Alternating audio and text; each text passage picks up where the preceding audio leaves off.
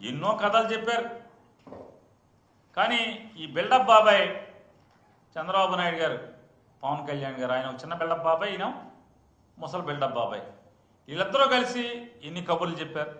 జగన్మోహన్ రెడ్డి గారి కంటే మిన్నగా మేము సంక్షేమాన్ని రాష్ట్రానికి అందిస్తాం, జగన్మోహన్ రెడ్డి గారి కంటే మిన్నగా ఆంధ్ర రాష్ట్ర ప్రజలకి సంక్షేమాన్ని అందిస్తాం, అభివృద్ధి గొప్పగా చేస్తాం, అప్పులు తీరుస్తాం, అప్పులు చేయకుండా సంపద సృష్టిస్తామని చెప్పినటువంటి వీళ్ళు ఏం చేస్తున్నారా అంటే ఒక్క సంపద లేదు.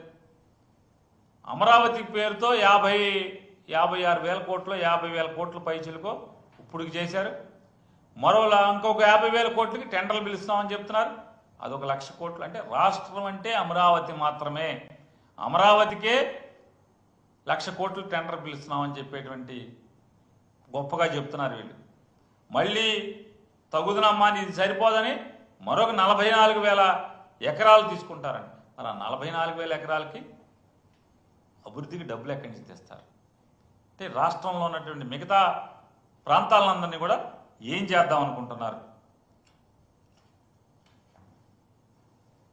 ఈ బిల్డప్ పెద్దపేళ్ళ ఓల్డ్ బిల్డప్ బాబాయ్ కానీ ఈ చిన్న బిల్డప్ బాబాయ్ కానీ వీళ్ళిద్దరూ, ముసలి బిల్డప్ బాబాయ్ చిన్న బిల్డప్ బాబాయ్ ఇద్దరు ఇంతంత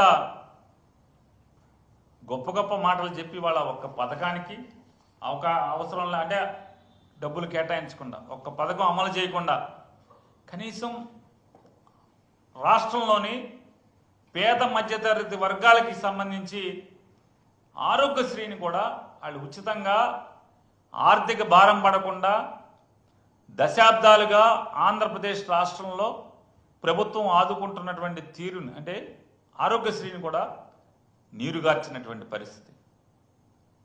పిల్లల చదువులు, కాలేజీలకి చెల్లించాల్సిన డబ్బులు కట్టరు, ఇప్పుడు ప్రస్తుతం ఉన్నటువంటి ఫీజులు చెల్లించరు. మరి పేద మధ్యతరగతి వర్గాలను ఎలా మీరు ఉద్ధరిస్తారు?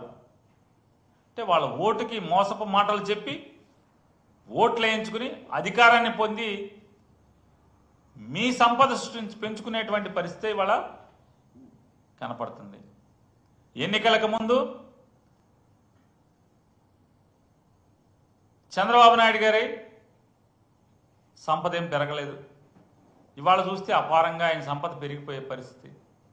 మీ పార్టీ ఆఫీసుల్లో ఆకాశాన్ని అంటే బిల్డింగ్లు కట్టే పరిస్థితి ఎన్నికలు అయిపోయిన తర్వాత. ఎన్నికల ముందేమో కిస్తీలు కట్టాక డబ్బులు ఉండవు, ఎన్నికలు అయిపోయిన తర్వాత ఏమో మీరు లఘుశంక తీర్చుకోవాలన్నా కూడా స్పెషల్ ఫ్లైట్లలో విమానాల్లో తిరుగుతున్నటువంటి పరిస్థితి.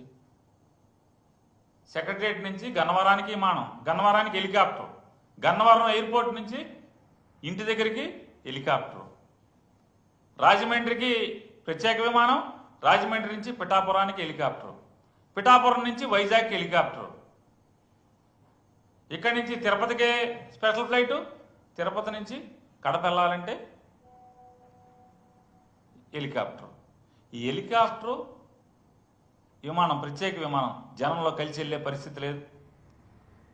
అంటే కొడతానని భయమా? జనంలో కలిసి వెళ్తే జనం తిడతారని భయమా? ఎందుకు మీరు వెళ్ళలేకపోతున్నారు?